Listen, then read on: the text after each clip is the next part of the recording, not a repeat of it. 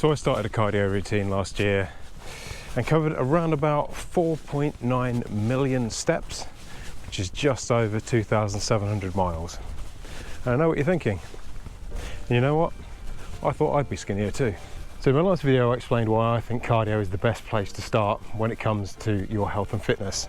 And in this video I'm going to explain how you can get started. Now first off, the most important thing is you're going to need to find a form of cardio that you're actually going to enjoy, because you're going to have to be doing this for the long term to get any kind of major health benefits. And calm down, it doesn't have to be running. If you don't want to start with running, or you don't ever want to do running, you don't ever have to. That's the good thing about it. You choose your own adventure. And certainly if you've not actually done much cardio in recently and you don't have any kind of base fitness, starting off with running is probably a really bad idea as well. I would say walking is a pretty good place to start. You're not going to need any high-tech equipment, and hopefully it's a skill you've already mastered. Now the next common question is how long, how far, and how often.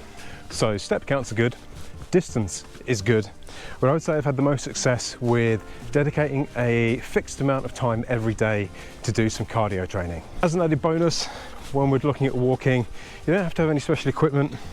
You don't have to get dolled up like some Lycra character from the Marvel universe. I mean, some of us look good in the Lycra. Hey, no, I never said I was one of them. The only equipment you really need is a comfortable pair of trainers if you're going to be doing it out on tarmac, or good old-fashioned welly boots if you're actually going to be doing it out in the fields. As to where can you find the time to do this, well, it doesn't have to be that complicated. If you work for a living, chances are you're going to be given a 30-minute to 1 hour lunch break every single day, in which case that's the perfect time for you to get out there and go for a wander. In the UK, even though it does get dark early in the winter, it doesn't get dark that early, so you can get out there, get your 40 minutes in without too much of a problem. Now, if you work in an office and you need dress shoes, that's fine. Just take a pair of trainers, keep them stuffed under your desk. When it comes around to the lunchtime walk, throw them on, go for your wander, come back to dress shoes. Can't go wrong. It also has another advantage. If your trainers do start to smell as bad as mine always do, it will stop people from lingering around your desk too long. Okay, so what about the weather? Yes, the UK, it rains a lot. So investing in a waterproof is probably not going to be a bad idea, or even just a poncho off Amazon or the likes for £10 will probably do the job. But chances are you've actually already got something that's going to keep the water off your head. Now, if the weather is too bad and you really can't bring yourself to go out in the rain, don't worry about it. Certainly don't beat yourself up about it. There's no point. You've spent how long without doing any cardio whatsoever? Missing a day is not the end of the world. You can always make up for it another time. You know, illnesses are going to happen, holidays are going to happen, family issues are going to happen. That's life. Nothing you can do about it. Just roll with the punches. The next week, just make sure you get back to normal. That's the thing. It's all about routine. It's all about consistency. And it comes out to the same thing as well. So if you're in a situation where you're thinking, Steve, I can't do 30 minutes a day, it's just not actually practically possible for me, that's fine. Don't do 30 minutes. Do 20.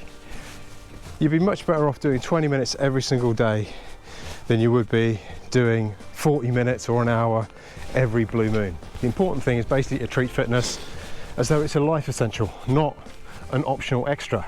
The other thing to stress when I say 30 to 40 minutes of cardio is that it does actually have to be exercise. If you're going out for a walk in your lunch break and you're carrying a hot cup of coffee and flicking through your phone, checking messages, you ain't doing it right. Now, if you've made it this far in the video and you're thinking, Steve, you're making exercise sound really, really boring. It is. I'm doing the job right. It is boring. Wiping your ass is boring, but you just do it. Now, the final thing I'll leave you with today is the other common question. How long do I have to keep this up for? Let me ask you the same question. How long do you think you're going to have to keep up your cardio routine for?